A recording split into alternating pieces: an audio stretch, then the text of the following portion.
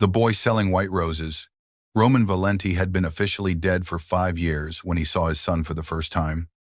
It happened on a cold December afternoon outside one of the most expensive restaurants in Boston. Snow clung to the edges of the sidewalk. Black cars waited beneath the stone awning.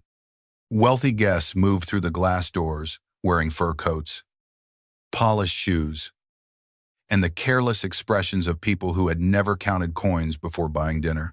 Roman stepped from a black SUV and surveyed the street. He wore a charcoal coat over a black shirt. A pale scar crossed the edge of his jaw. Another disappeared beneath his collar. 5 years away from Boston had changed him. His body had become harder. His eyes had become colder.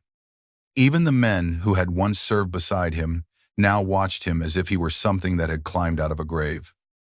Gabriel Russo, the only soldier Roman still trusted, moved beside him. The restaurant is secure. Enzo is expected in 20 minutes. Roman gave a slight nod. After 5 years of living under false names, moving between hidden apartments, cargo ships, abandoned villas, and underground safe houses, Roman had returned for one reason. He was going to kill the man who had destroyed his family. He did not yet know that his family was standing less than 30 feet away. A small boy moved between the restaurant guests with a wicker basket pressed against his chest. White roses filled the basket. He could not have been older than 5. His dark hair fell across his forehead, and his cheeks were pink from the cold. His coat was too thin for the weather. One sleeve had been carefully repaired with blue thread. "Would you like a flower for someone you love?" Most guests passed without looking at him. The boy kept smiling. "1 rose is $3. 2 or 5. A woman in a silver coat pushed past him. The basket tilted, and several roses fell onto the wet pavement. The boy quickly knelt to retrieve them. Roman stopped walking. Something about the child disturbed him. It was not the flowers. It was not the worn coat or the stubborn way the boy hid his disappointment. It was the way he lifted his face after gathering the roses. His eyes were dark gray, the exact color of Roman's eyes. The boy noticed Roman staring and approached him without fear. "Would you like a rose?" Sir Roman had faced armed men without feeling his pulse change. He had walked through gunfire with blood running down his side. He had ordered executions while men twice his age begged at his feet. But the voice of that child made his chest tighten. Roman looked down at the basket. "Who are you selling them for?" "My mother owns a flower shop. Some flowers do not sell before they start looking tired. I sell them so we can buy dinner instead of throwing them away." There was no shame in the boy's voice, only determination. Roman studied his face more closely. "What is your name, Noah Miller?" The surname struck him first. Then the restaurant door opened behind them. A drunken man stumbled outside with 2 friends. He walked directly into Noah and knocked the basket from his hands. Roses scattered across the sidewalk. "Watch where you are going," the man snapped. Noah stared at the ruined flowers. The man tried to move past him, but Noah caught the edge of his coat. "You damaged them." The man looked down in disbelief. "Move your hand. They belong to my mother." The man grabbed Noah by the wrist. Roman moved before Gabriel could stop him. 1 second. The stranger was holding the boy. The next. Roman had twisted the man's arm behind his back and forced him against the hood of a parked car. The man cried out. Roman's voice remained quiet. "Touch him again, and you will never use this hand." The 2 friends stepped forward, then froze when Gabriel and 4 armed bodyguards surrounded them. The drunken man looked at Roman's face. Recognition slowly replaced anger. Roman Valenti. The name escaped him like a prayer spoken before death. The sidewalk fell silent.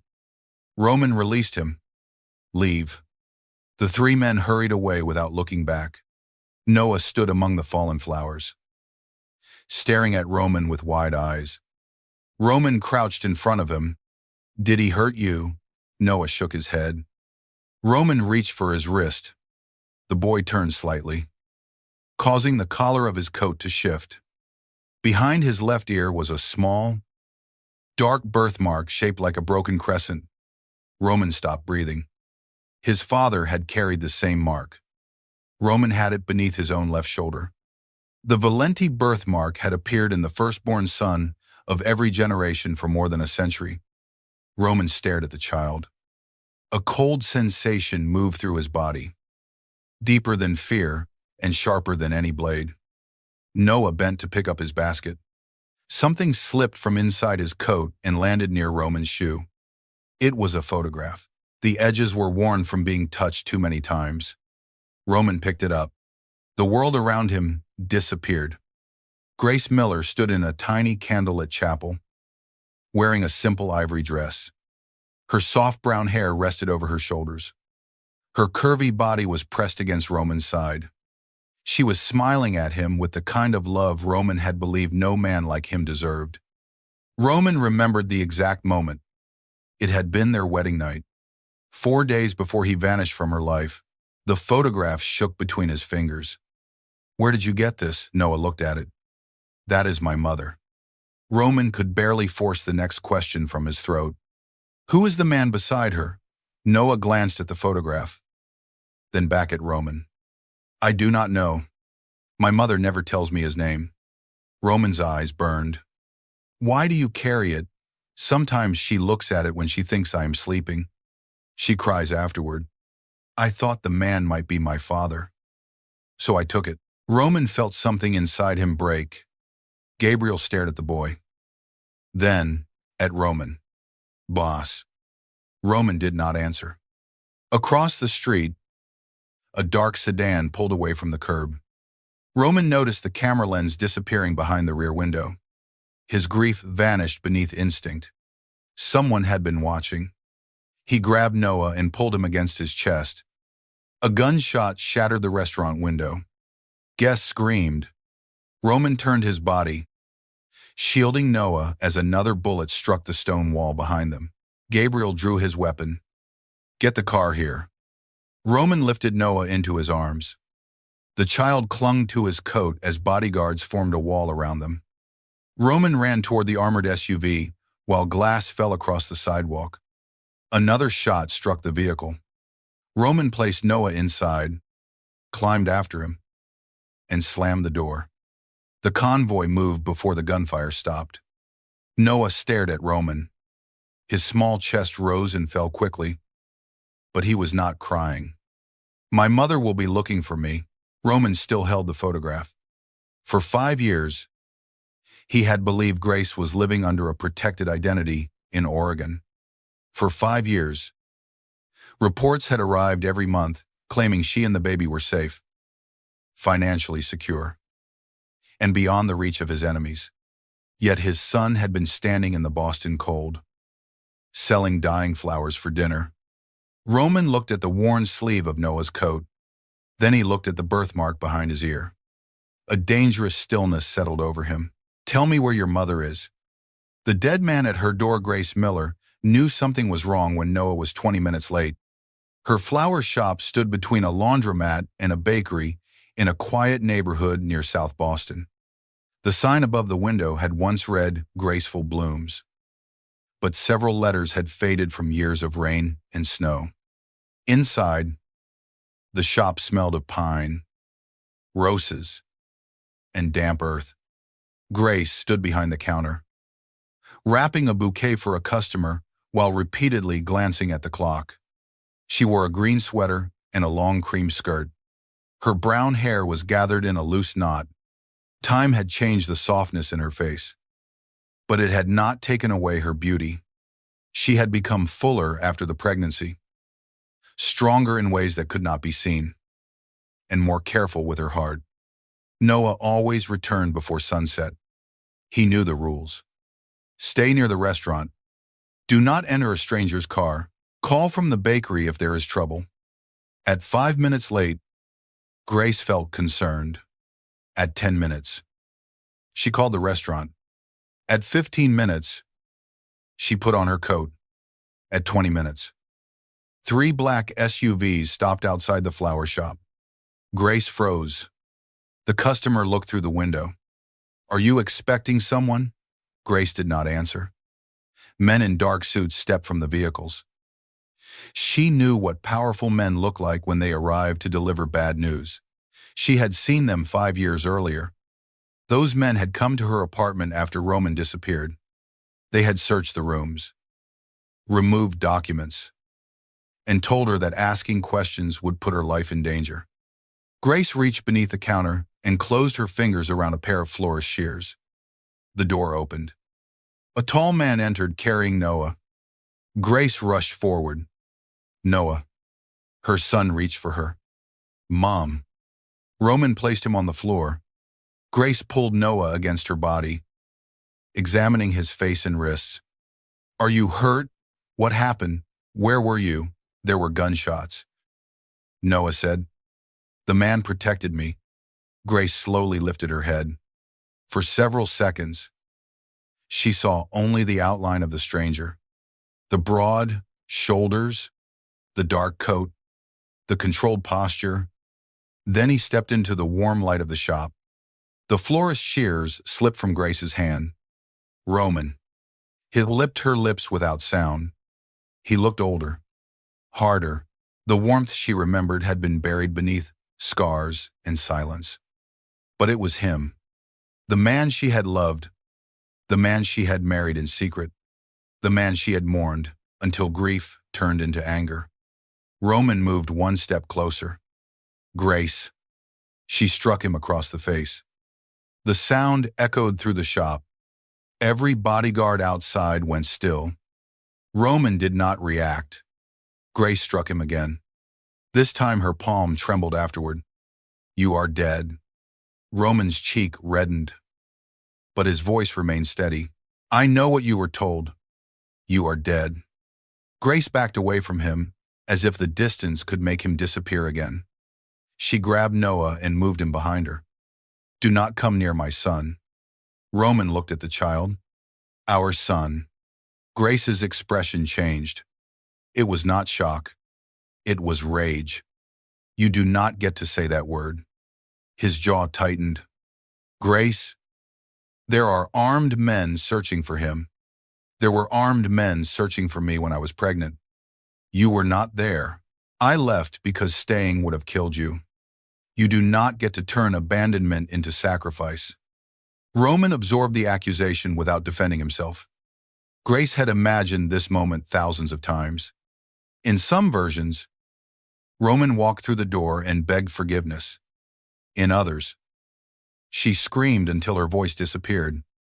On the worst nights, she imagined falling into his arms because loving him had once felt easier than breathing. But now Noah stood behind her. She could not be the woman she had been. Grace placed one hand over the boy's shoulder. You have 5 minutes to tell me why my son was involved in a shooting. Roman turned to Gabriel. Lock the door. Check the rear alley. Gabriel directed the guards without question. Grace noticed the weapons beneath their coats. Noah held tighter to her skirt. Roman lowered his voice. Someone photographed me speaking with Noah. Seconds later, a sniper opened fire. Why would anyone care about a flower seller? Because they saw his face. Grace stared at him. Roman reached into his coat and placed the wedding photograph on the counter. He has my eyes. He has the birthmark of my family. Anyone familiar with the Valenti bloodline will know what he is. Noah looked between them. Are you my father? Grace closed her eyes. Roman seemed unable to speak. The feared man who had once controlled half of the ports on the eastern coast looked terrified of answering a 5-year-old boy. Finally, he crouched in front of Noah. Yes. Noah studied him. Why were you dead? Grace turned away. Roman's voice became rough. Because I made choices that I thought would protect your mother. Did they? Roman looked at Grace. No. That single word carried more honesty than any explanation could have. A vehicle stopped in the alley behind the shop. Roman's head turned immediately. Gabriel entered from the back room. 2 men are approaching the rear door. The lights went out. Grace pulled Noah against her. Roman crossed the distance between them and pushed them behind the stone counter. Stay down. The rear door exploded inward. Two armed men entered. Roman fired before either could aim. The first man collapsed near the shelves. The second shot into the dark shop. Glass vases shattered.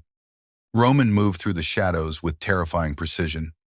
He caught the attacker at the wrist, drove him against the wall, and forced the weapon from his hand. The man tried to reach for a knife. Roman struck him once. The attacker fell and did not move again. Silence returned. Grace covered Noah's ears and held his face against her chest. Roman stood among broken flowers and shattered glass. His weapon lowered at his side. He looked like the man Boston had once feared. Then he saw Grace trembling. Something in his face changed. He returned the weapon beneath his coat before approaching them. Grace, we need to leave. This is my shop. They know where you live. This is everything I have. Roman looked around the small business. The worn counter, the leaking ceiling, the second-hand refrigerator, the box where Grace kept unpaid utility notices. His face became colder with every detail. I sent enough money to support you for the rest of your life. Grace stared at him. You sent nothing. Roman did not move. Not $1. She continued. Not one message. Not one explanation. I delivered Noah alone. I worked until the night before he was born. I came back to this shop when he was 3 weeks old because rent did not care that I could barely stand. Roman looked toward Gabriel. The report said she received every payment. Gabriel's expression darkened. Then the reports were false. Grace laughed bitterly. Of course they were. In your world, everything is false. Roman picked up Noah's damaged basket. He gathered one of the white roses from the floor and placed it carefully inside. Then he looked at Grace. You may hate me when you are safe. She lifted her chin. You do not give me orders anymore. No. But I will not stand here and allow the two of you to become targets because of my name. Grace stepped closer until only inches separated them. You made me carry that name alone for 5 years. Roman's control nearly broke. His hand lifted as if he wanted to touch her face. He stopped before his fingers reached her. Grace saw the hesitation. She remembered the same hand resting against her stomach on the night she told him about the baby. She remembered the fear in his eyes, followed by a promise that no harm would ever reach them. Then he had disappeared 4 days later. Grace turned away. She gathered Noah's coat and a small bag from beneath the counter. Only until the danger is over. Roman watched her button Noah's coat. The danger will not be over until Enzo Belandi is dead. Grace froze. Enzo had been Roman's most trusted underboss.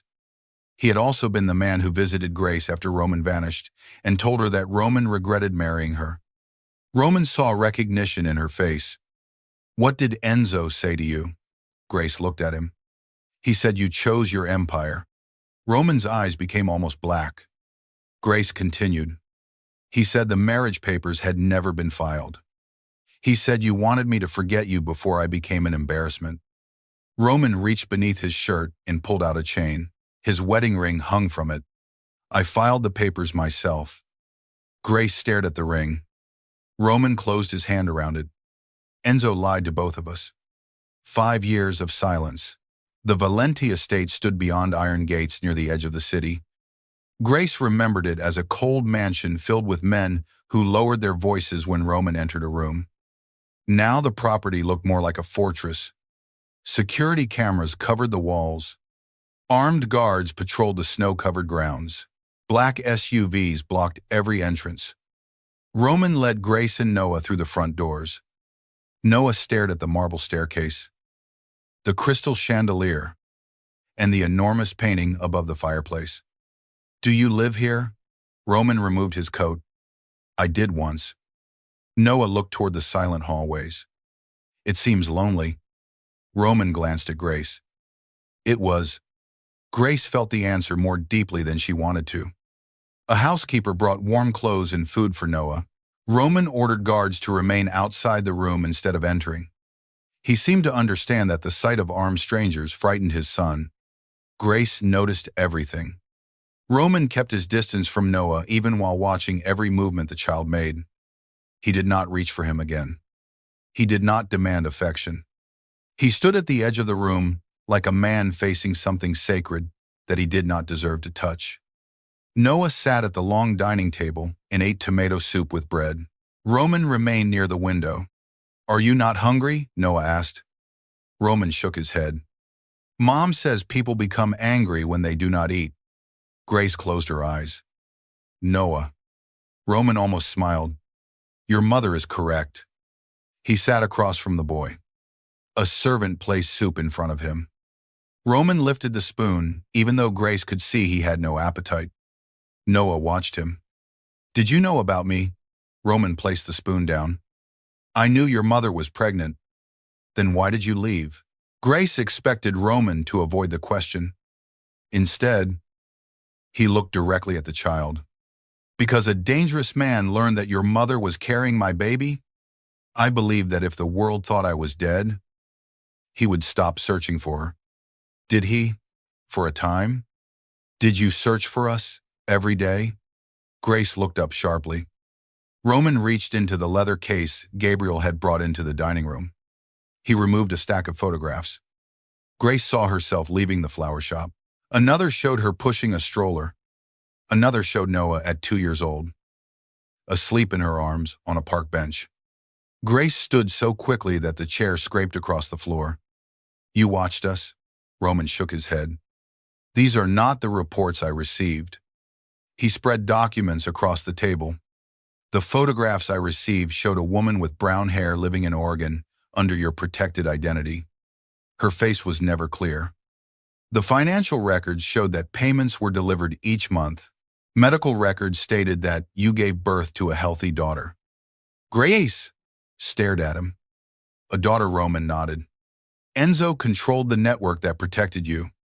I believe direct contact would expose your location. Every report told me that you were safe." Grace picked up one document. Her hands trembled as she read the false name assigned to her. "Why did you trust him?" "Because he saved my life when I was 19. Because he stood beside my father. Because he was the closest thing I had to family." Grace placed the page down. "And that was enough for you to stay away for 5 years. Pain flashed across Roman's face. "No." He looked at Noah. "But every time I considered returning, another person connected to me was killed. My doctor, my driver, a lawyer who helped prepare your documents. Enzo sent photographs of their bodies with warnings that Grace would be next if Roman Valenti ever came back to life." Grace went silent. Roman continued, "I spent 5 years destroying the people who financed the war. I thought Enzo was helping me. 3 months ago, I discovered that every enemy location I attacked had already been emptied. Someone close to me was warning them." Gabriel opened a folder. "We traced the messages to Enzo." Roman looked at Grace. "He did not protect you. He kept you visible and desperate so you would remain in Boston. He knew that if I ever returned, I would eventually search for you." Grace looked toward Noah. Her son was listening with a seriousness no child should have needed. She reached for him. "Come with me. It is time for bed." Noah slipped from the chair. Before leaving, he looked back at Roman. "Do you have another family?" Roman's expression hardened with something close to grief. "No." "Another wife?" "No." "Why?" Roman looked at Grace. "Because I already had one." Grace led Noah upstairs without responding. Roman stood alone in the dining room. Later that night, Grace found Noah asleep in a bedroom larger than their entire apartment. A small lamp glowed beside the bed. Fresh clothes had been placed in the closet. His damaged basket rested on a chair. Someone had filled it with new white roses. Grace walked into the hallway. Roman stood at the far end near a window. Snow moved through the darkness outside. She approached him. "You should not have told him everything. He asked me the truth. He is 5.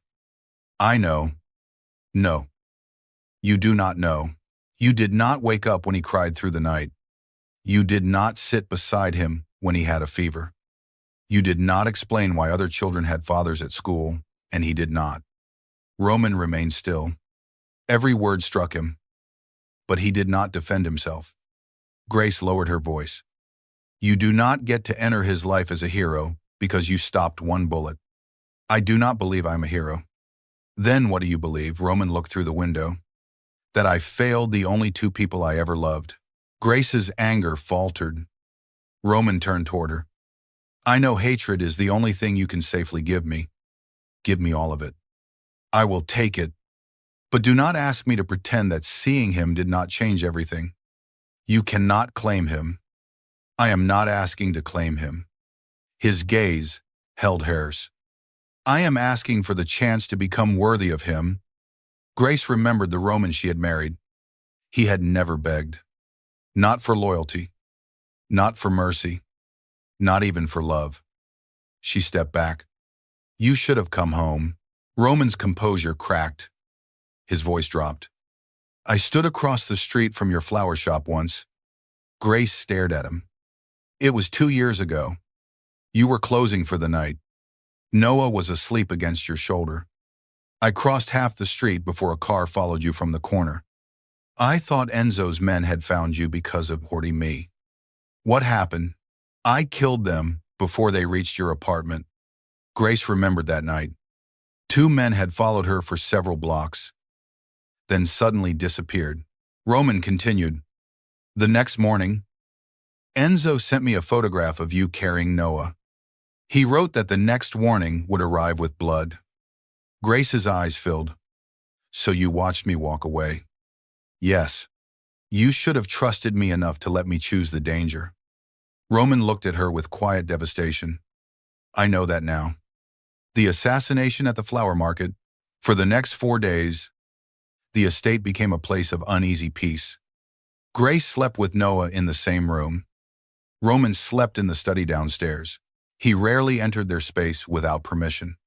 Each morning, he waited at the breakfast table before Noah arrived. Each evening, he stood outside the bedroom door until Grace allowed him inside to say goodnight. Noah began asking questions. Did Roman know how to ride a bicycle? Could Roman cook? Had Roman ever been afraid? Roman answered the first question with yes. He answered the second with no. He took longer with the third. Everyone is afraid of something. What are you afraid of? Roman looked at Grace. Arriving too late. Grace turned toward the window. She had spent years convincing herself that Roman had never truly loved her. Believing that had helped her survive. Now every look between them threatened the walls she had built. Roman still remembered how she took her coffee. He knew she hated closed elevators. He ordered the kitchen to remove walnuts because she was allergic. When Grace became overwhelmed during a security meeting, Roman noticed before anyone else. He cleared the room without explaining why. Those details were more dangerous than his weapons. On the 5th morning, Grace demanded to return to her shop. Roman refused. She crossed her arms. The flowers will die. I will replace them. My customers are expecting wedding arrangements. I will compensate them. You cannot solve my life by purchasing it. Roman's face became cold. You were nearly killed there, and hiding in your mansion will not rebuild my business. Enzo's men are still searching for you. Then send guards. Roman stepped closer. You believe I will allow you to stand behind a glass window while a sniper waits across the street? Grace did not move. You do not allow me to do anything. The room fell silent. Roman realized his mistake. His hand tightened at his side. You are right. Grace had expected an argument. The immediate surrender unsettled her. Roman continued. But I am asking you not to go. I have spent 5 years allowing fear to decide my life. I spent 5 years trying to keep you alive, and neither of us succeeded. Roman looked away. Grace softened her voice. I need to see what remains. An hour later, Roman's convoy entered the city. Grace sat beside Noah in the armored SUV. Roman sat across from them, watching every passing vehicle. When they reached the flower shop, police tape still covered the rear entrance. The front window was broken. Bouquets lay wilted across the floor. Grace stepped inside, her face crumpled. Every holiday order had been destroyed. Noah walked toward his basket, which Roman had brought from the estate. "We can make more." Grace pulled him close. Roman stood behind them. He saw her fighting tears and wanted to touch her. His fingers moved, then stopped. Grace noticed. For one painful second, neither looked away. Then a delivery truck pulled up outside. Men began unloading roses, lilies, evergreen branches, vases, ribbons, and new refrigeration equipment. Grace turned toward Roman. "What did you do?" "I replaced what the bullets destroyed. I told you not to purchase my life. This is not your life. These are flowers. There are enough flowers for 10 shops." Roman examined the delivery. "I may have misunderstood the order sheet." Gabriel looked away to hide a smile. Grace almost laughed. The sound never fully escaped. But Roman saw it.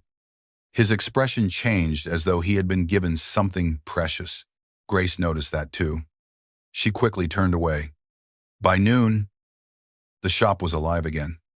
Noah arranged small bouquets near the counter while Roman's guards repaired the rear door. Roman remained near the entrance, too dangerous and too elegant for the cheerful room. A woman entered to collect wedding centerpieces. She recognized him immediately. Her face went pale.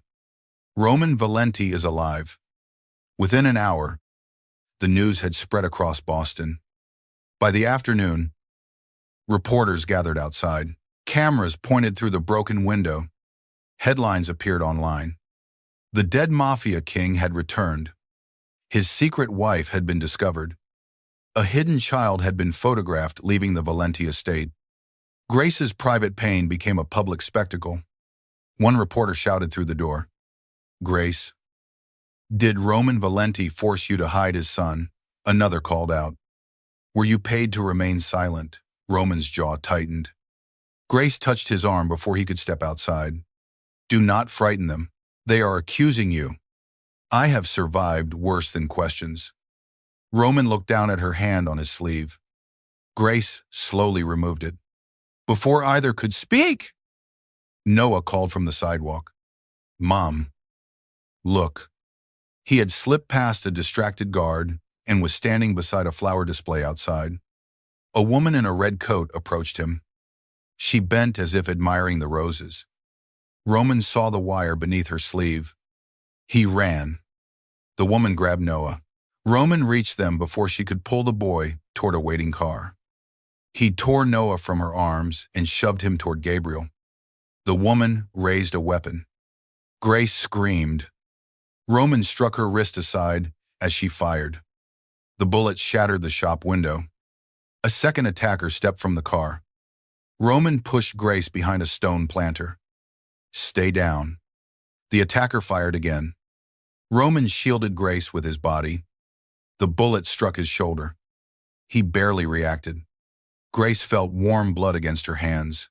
"Roman." He rose and returned fire. The attacker collapsed beside the car. The woman tried to run. Gabriel stopped her at the alley. Reporters scattered while bodyguards surrounded the shop. Roman turned toward Noah. The child was safe in Gabriel's arms. Only then did Roman stagger. Grace caught him before he fell. Blood spread across his black coat. She pressed both hands against the wound. "You were shot." "It passed through." "You do not know that." Roman looked at her face. "Are you hurt?" Grace stared at him. "You are bleeding." "And you are asking about me?" He lifted one hand toward her cheek. His fingers stopped inches from her skin. Grace closed the distance herself. She pressed his palm against her face. Roman's breath changed. For one suspended moment, the gunfire, cameras, and screaming disappeared. Grace looked at him with tears in her eyes. You always stop before touching me. I do not know what I am allowed to want. The answer broke something inside her. Then Roman's knees weakened. Grace caught him. Bodyguards rushed forward. Roman remained conscious as they carried him toward the SUV. His eyes never left Grace. The wedding ring on his heart. The doctor removed the bullet fragments at the estate.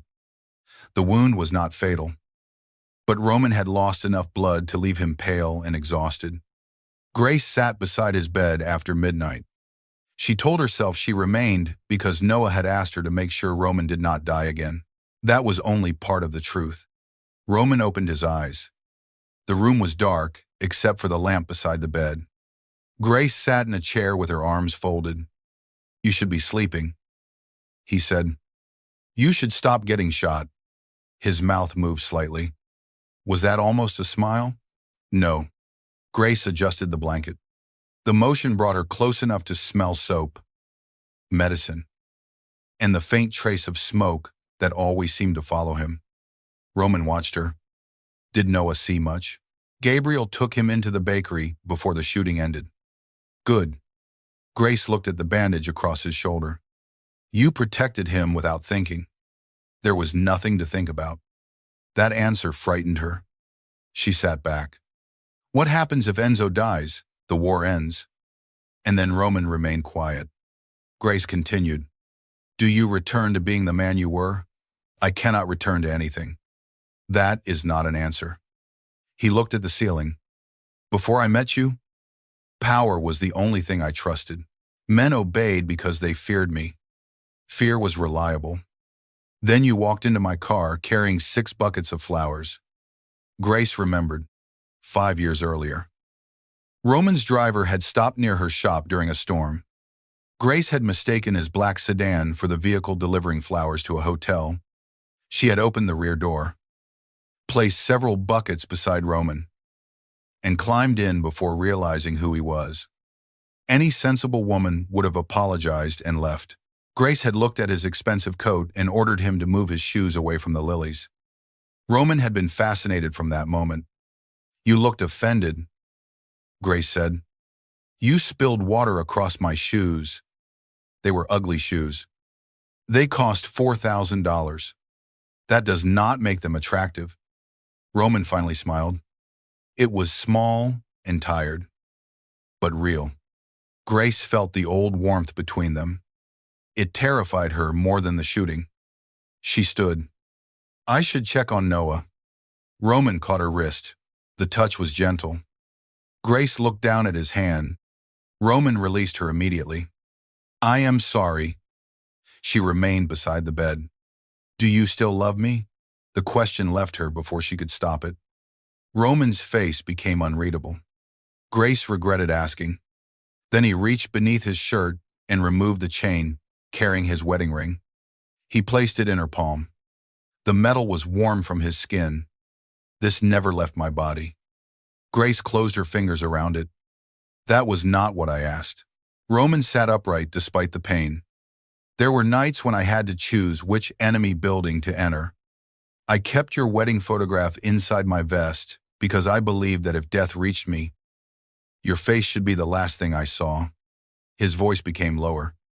I learned the roads around the house in Oregon, where I believed you lived. I knew the hours the woman left for work. I memorized the school that the child in the reports would attend. I destroyed every person who threatened that city. Grace's eyes filled. Roman continued. When I discovered the woman was not you, I returned to Boston to kill Enzo. Then I saw Noah holding your flowers. He looked at the ring in her hand. Love is not a sufficient word for what happened to me. Grace could not breathe. What word would you use?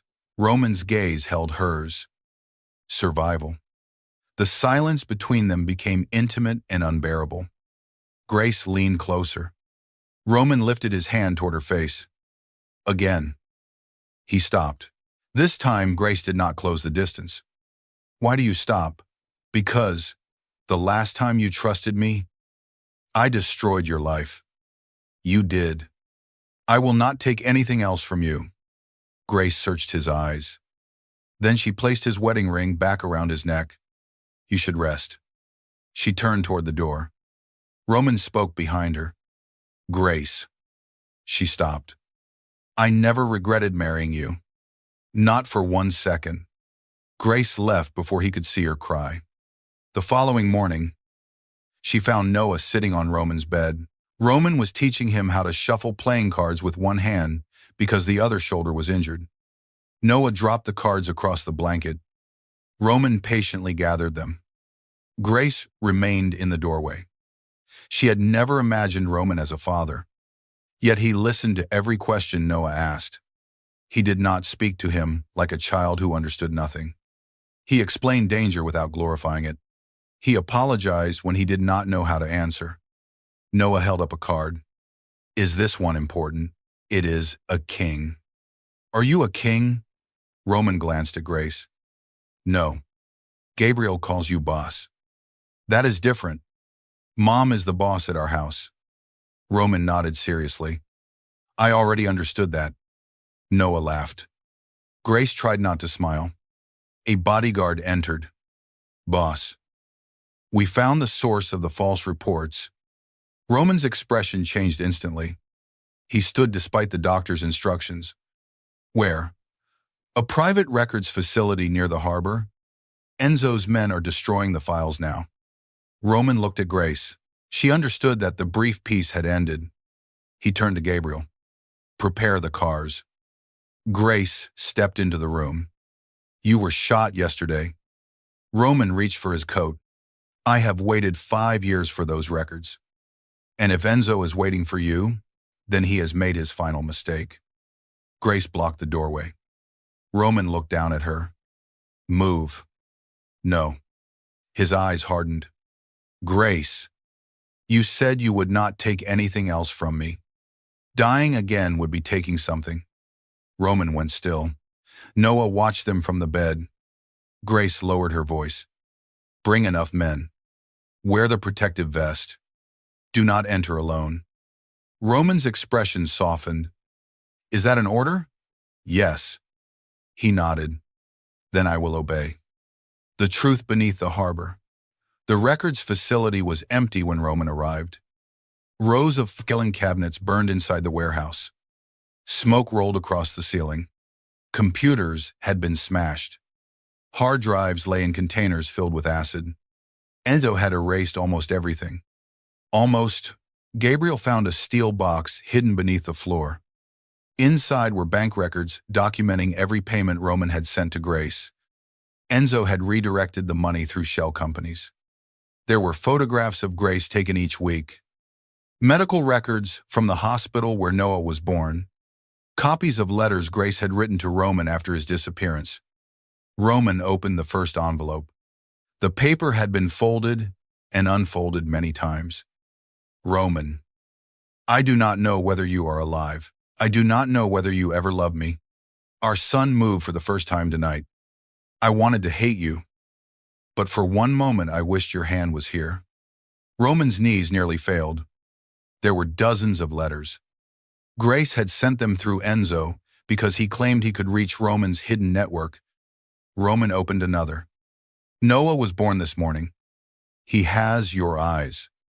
I am angry that the first thing I noticed was how much he looked like you. Another. He walked today. He fell twice and refused to cry. He has your stubbornness. Another. He asked me why he does not have a father. I told him that some people become ghosts because they are afraid to come home. Roman pressed the paper against his mouth. Gabriel stood silently nearby. At the bottom of the box was a folder marked with the Valenti seal. It contained the order Enzo had sent to the rival Moretti family 5 years earlier. Eliminate Grace Miller before the pregnancy becomes public. Leave evidence that the order came from Roman Valenti. Roman stared at the page. The truth became clear.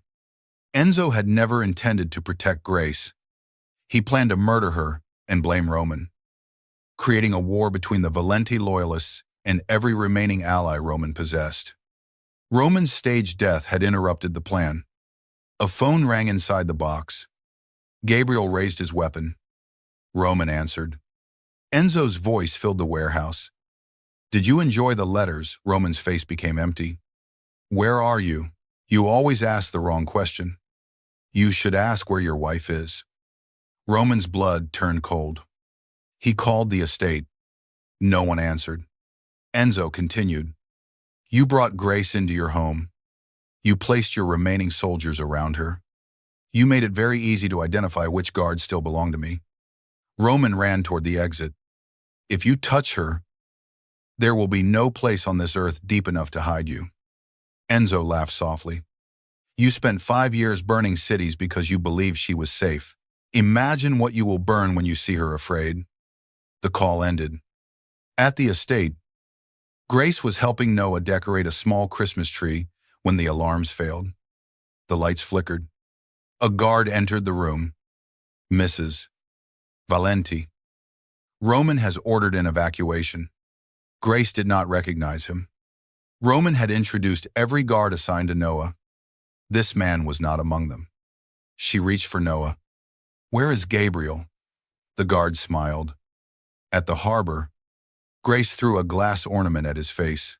It shattered against his cheek. She grabbed Noah and ran. The guard caught her before she reached the hallway. Grace fought with everything she had. She drove her elbow into his ribs, kicked his knee, and screamed for help. Another man entered and pressed a cloth over her mouth.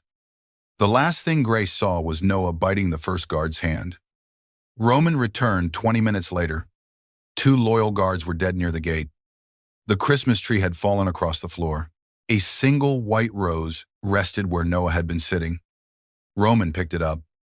His hands were covered in blood from the warehouse. But the flower remained clean. On the wall, Enzo had left a message. The abandoned St. Michael Church. Come alone, or the boy dies before midnight.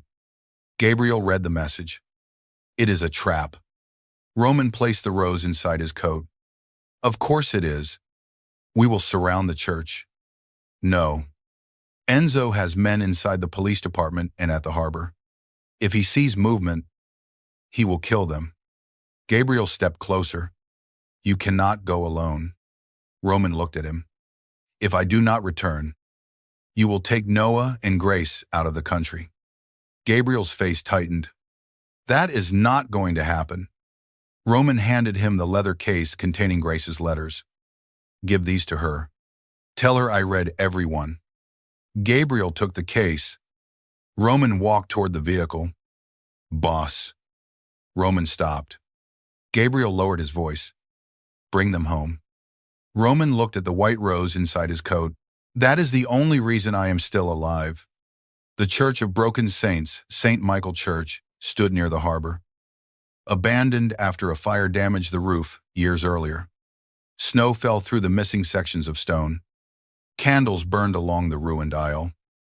Grace sat tied to a chair near the altar. Noah was locked inside the old confessional booth. He could see her through the broken wooden screen. Mom. Grace forced herself to remain calm. Look at me. Noah. Do not look at the men. Keep your eyes on me. Enzo Bellandi stood beneath the damaged statue of an angel. He was in his late 50s, silver-haired and elegantly dressed. He had once held Grace's hand while telling her that Roman was dead. Now she understood that grief had been another weapon in his hands. Enzo approached her. Roman always had one weakness. He believed love made him different from his father. Grace looked at him. Roman is different from you. Enzo smiled. Roman has killed more men than I have, and yet you are the one who used a child as bait. His smile disappeared. Grace continued. You are not his enemy because you are stronger. You are his enemy because you spent your life standing behind him and could never survive being unseen. Enzo struck her across the face. Noah screamed. Grace tasted blood. She looked back at Enzo and smiled. That was all the proof I needed. The main church doors opened. Roman entered alone. Snow clung to his black coat. The shoulder beneath his bandage had begun bleeding again. He carried no visible weapon. Enzo turned. The dead king returns to his church. Roman saw Grace's bruised face. Every emotion left his expression. "Where is my son?" Enzo pointed toward the confessional. Noah pressed both hands against the wooden screen. "Dad." Roman's control nearly broke at the word. He forced his eyes back to Enzo. "Release them. First, you will sign control of every Valenti company to me." Enzo gestured toward a table near the altar. Documents waited beside a pen. "You built an empire that survived your death. The ports, casinos, construction companies, shipping routes, and political accounts will belong to me." Roman walked toward the table. Grace stared at him. "Do not do it." Roman did not look away from Enzo. "They are only buildings and names. They are everything your father created." Enzo said, "My father created a prison." Roman picked up the pen. Enzo watched him sign the first document, then the second, then the third. Grace understood what Roman was doing. He was surrendering the power he had spent his life protecting. For her, for Noah. Enzo gathered the documents. "At last," he said. "The great Roman Valenti kneels for a florist." Roman looked at Grace. "I should have knelt 5 years ago." Grace's eyes filled. Enzo motioned toward one of his men. "Bring the boy." The confessional door opened. A guard pulled Noah into the aisle. Roman's entire body tightened. Noah looked frightened but kept his head raised. Enzo placed a gun against the child's shoulder. Roman took one step forward. Enzo cocked the weapon. "Do not." Roman stopped. Grace studied the church. 3 armed men stood near the side entrance. 2 waited behind Roman. Another guarded Noah. A candle burned near the rope around her wrists. Grace slowly moved her hands toward the flame. Enzo lifted the signed documents. 5 years of war for this. A woman who believed you abandoned her. A son who sold flowers because the money you sent became mine. Roman stared at him. "You wanted me to return. I wanted you to suffer." Why? Enzo's face twisted. "Your father promised the empire would become mine. Then you survived the attack that killed him. Every soldier chose you. Every family feared you. I spent 30 years building the Valenti name while you inherited it because of your blood." Roman glanced at Noah. "Blood does not make a family." Noah looked at him. Roman continued. "Loyalty does." Enzo raised the weapon toward Roman. "Then yours is about to be tested." Grace felt the rope weaken against the flame. Smoke rose near her wrists. One of the guards noticed.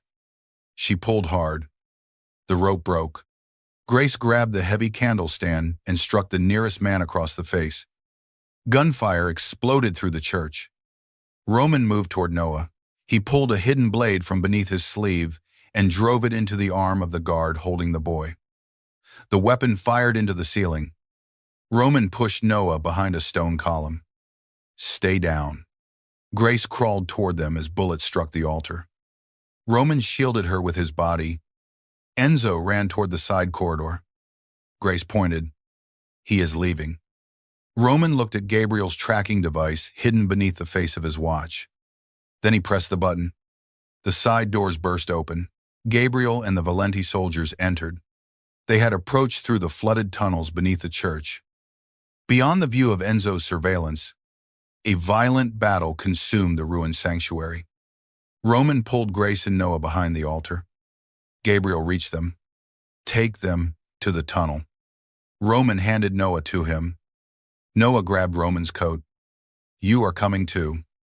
Roman looked at his son. "Yes." "Promise." The words struck Roman with almost physical force. He placed one hand against Noah's head. "I promise." Gabriel led Noah toward the tunnel. Grace remained. Roman turned. "Go with him. Not without you." "Grace, you left alone once. I will not let you do it again." A bullet struck the stone beside them. Roman pulled Grace against his chest. They moved toward the side corridor where Enzo had disappeared. The passage led to the old bell tower. Snow blew through broken windows. The harbor lights shimmered below. Enzo stood near the edge of the tower with a gun in his hand. Roman stepped in front of Grace. "It is over." Enzo. Enzo held up a small detonator. "Explosives have been placed beneath the church. Your soldiers, your wife, and your son will disappear with you." Grace saw the wire running from the detonator to Enzo's sleeve. Roman remained calm. "You will die too. At least the Valenti name dies with me." Enzo pressed the trigger. Nothing happened. Confusion crossed his face. Roman removed the white rose from inside his coat. The stem concealed a tiny signal blocker Gabriel had placed there before Roman entered the church. "Noah's flowers saved us," Roman said. Enzo raised his weapon. Roman pushed Grace down as the gun fired. The bullet tore across his side. Roman charged. The two men crashed against the stone railing. Enzo struck Roman's injured shoulder. Roman nearly fell. Grace saw the detonator slide across the floor. She ran toward it. Enzo broke free and aimed at her. Roman caught his wrist. They struggled near the edge. Enzo looked into Roman's face. "You will always be the monster she fears." Roman glanced at Grace. She stood holding the detonator, blood on her cheek. But there was no fear in her eyes. Roman turned back to Enzo. "She knows exactly what I am." He forced the weapon from Enzo's hand, and she still came back for me. Enzo reached for the knife at his waist. Roman caught his arm and drove him against the broken railing. The stone cracked. Enzo lost his balance. Roman caught him by the coat. For several seconds, Enzo hung above the dark church floor. He looked up at Roman. "After everything, you still need me alive to find the remaining accounts." Roman considered him. Then Grace spoke. "Roman," he looked at her, "do not become what he wants you to be." Roman's grip tightened. Enzo smiled, believing Grace had saved him. Roman pulled him back onto the tower floor. Gabriel entered with 2 guards and placed Enzo in restraints. Roman leaned closer to the man who had stolen 5 years from him. "You will live long enough to watch every part of your empire disappear." For the first time, Enzo looked afraid. Roman turned toward Grace. The moment the danger ended, his strength left him. He collapsed. Grace reached him before he struck the floor. "Roman." Blood spread beneath his coat. She pressed both hands against his side. His eyes struggled to remain open. "Noah," he whispered. "He is safe." Roman looked toward the doorway as Gabriel brought Noah into the tower. The child ran to him. "Dad." Roman lifted one trembling hand. Noah placed his smaller hand inside it. Roman looked at Grace. "I came home." Tears moved down her face. "Yes." He closed his eyes. This time, Grace refused to let him disappear. A home built from flowers, Roman survived. The bullet had missed his heart by less than 2 inches. Grace remained beside him through the surgery at a private hospital. Noah slept across 2 chairs with his head in Gabriel's lap. Armed guards filled the hallway. But the most dangerous man in Boston lay unconscious beneath white sheets. Grace held Roman's wedding ring in her palm. Gabriel brought her the leather case from the harbor. Inside were every letter she had written. Roman had placed them in order. The pages were marked where his hands had held them. Grace read until morning. When Roman finally opened his eyes, she was sitting beside him. His voice was weak. Noah sleeping. Enzo alive and Underworld. Roman tried to move. Grace placed a hand against his chest. "Stay still." He looked at her fingers. "Are you leaving, Grace?" Understood what he was truly asking. She had every reason to walk away. Roman had chosen for her. He had allowed fear to create 5 years of silence. He had missed the birth of their son, the first steps, the fevers, the birthdays, and the nights when Grace cried alone beside an empty bed. Love did not erase those wounds, but hatred could not erase what Roman had sacrificed either. Grace reached for the chain around his neck and removed the wedding ring. Roman watched her. She placed the ring on the table. His face became still. Then Grace opened her purse. She removed her own ring. She had kept it hidden inside a small cloth pouch for 5 years. Roman stopped breathing. Grace placed the two rings beside each other. I cannot return to the woman who waited for you. I would never ask you to. I cannot pretend that love makes what happened acceptable. I know. Grace looked into his eyes. But I also cannot pretend that I stopped loving you. Roman's control broke. He turned his face away. But not before she saw the tears. Grace touched his cheek. This time, he did not stop her. Roman covered her hand with his, I do not deserve another chance. That decision belongs to me. He looked at her. What are you deciding? Grace leaned closer. That Noah deserves to know his father. Roman waited. And that I deserve the truth. Even when it is painful. He nodded. No more secrets. No disappearing. Never again. Grace's eyes narrowed. No making choices for me because you are afraid. Roman hesitated. That one may be more difficult. She almost smiled. Then you will learn. He lifted her hand to his lips. The kiss was soft. Careful. Nothing about Roman had ever been careful except the way he loved her. 3 months later, the criminal empire of Enzo Belandi collapsed. Records from the harbor exposed judges, officers, accountants, and rival families who had helped him build the conspiracy. Gabriel dismantled the remaining violent operations while Roman transferred the legal businesses into protected trusts. The casinos were sold. The weapons routes were destroyed. The shipping company became legitimate. Roman did not become innocent. There were stains on his hands that no amount of money could remove. But for the first time, he chose to build something instead of ruling through fear. Grace reopened her flower shop. Roman offered to purchase an entire building for her. She refused.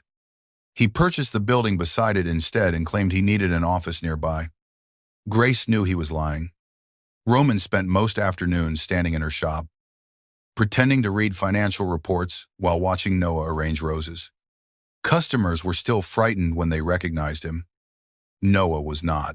He ordered Roman to carry boxes, sweep leaves, and hold ribbons while Grace prepared bouquets. Roman obeyed every command. One spring afternoon, Grace found Roman kneeling beside Noah near the front window. Noah was showing him how to wrap a single white rose. The paper is crooked, Noah said. Roman adjusted it. Like this, still crooked. Roman examined the flower with the seriousness of a man studying a battlefield. Grace leaned against the counter. The most feared man on the eastern coast had been defeated by wrapping paper. Roman looked at her. I have survived worse enemies. Noah shook his head. No, you have not. Grace laughed. Roman stared at her. The sound still affected him as deeply as it had years earlier. He rose and approached her. Noah carried the rose toward the sidewalk, where Gabriel waited beside him. Roman stopped in front of Grace. There is something I need to show you. He led her through the rear door and into the neighboring building. The old interior had been transformed into a glass-roofed garden. Sunlight filled the room. White roses climbed wooden frames. An aisle of flower petals led toward a small stone platform. Their original wedding photograph stood beside 2 candles. Grace looked around. What is this? Roman took both rings from his pocket. 5 years ago. I married you in darkness because I believed secrecy would keep you safe. He lowered himself onto one knee. Grace's heart stopped. Roman Valenti had forced powerful men to kneel before him. He had never willingly knelt before anyone. Now he looked up at Grace without power. Weapons. Or protection. Only truth. I cannot return the years I took from you. I cannot become the man you believed I was before I left. but I can spend every year that remains becoming the man who comes home." Grace's eyes filled with tears. Roman continued, "Marry me again. Not in secret, not because danger forces us together. Choose me while knowing every broken part of me." Grace looked toward the doorway. Noah stood there holding a basket of white roses. Gabriel and the flower shop employees waited behind him. Noah smiled. "You should say yes. He has been practicing that speech for 2 weeks." Roman closed his eyes. Gabriel looked toward the ceiling. Grace laughed through her tears. She held out her hand. "Yes." Roman slid the ring onto her finger. Then Grace took his ring and placed it on his hand. He rose. For a moment, they simply looked at each other. 5 years of grief stood between them. So did a second chance. Grace placed her hands against his face and kissed him. Roman pulled her close. Careful at first. Then, with the desperate devotion of a man who had crossed death to reach her, Noah covered his eyes. The employees applauded. Outside, spring sunlight covered the street where Noah had once sold flowers to buy dinner. 1 year later, Roman stood outside the same Boston restaurant where he had first seen his son. Noah waited beside him with a basket of white roses. This time his coat was warm. This time he was not selling flowers because his mother needed money. The proceeds were being donated to a shelter for single mothers. Grace watched from the flower shop display across the street. She wore a cream dress beneath her coat, and Roman's ring shone on her hand. A customer approached Noah. "How much for one?" Noah smiled. $3. 2 or 5. Roman looked down at him. "You increased the price last week." Noah shrugged. "Demand is high." Roman nodded with approval. A black SUV waited nearby, but the bodyguards kept their distance. Roman no longer wanted his son to believe that love had to look like a prison. Noah handed a rose to an elderly man. Then he selected the most beautiful flower in the basket and gave it to Roman. "This one is for Mom." Roman took the rose. Together, father and son crossed the street. Grace opened the shop door before they reached it. Roman stopped in front of her. "For you." Grace accepted the flower. "Did you pay for it?" Noah answered. "He owes me $3. Roman reached for his wallet. Grace laughed. Roman wrapped one arm around her waist while Noah stepped between them. The city moved around them. Cars passed. Church bells rang in the distance. Sunlight reflected from the windows above. 5 years earlier, Roman had believed love meant disappearing before his darkness could destroy the people he cherished. He had been wrong. Love was not leaving. Love was returning. Love was staying when fear demanded escape. Love was allowing another person to see every scar and trusting that they would decide for themselves whether to remain. Roman looked at Grace and Noah. For the first time in his life, the Mafia boss did not feel like a king, a weapon, or a ghost. He felt like a husband. He felt like a father. He felt alive. Grace slipped her hand into his. Roman held it tightly as they entered the flower shop together. And this time, he came home to stay.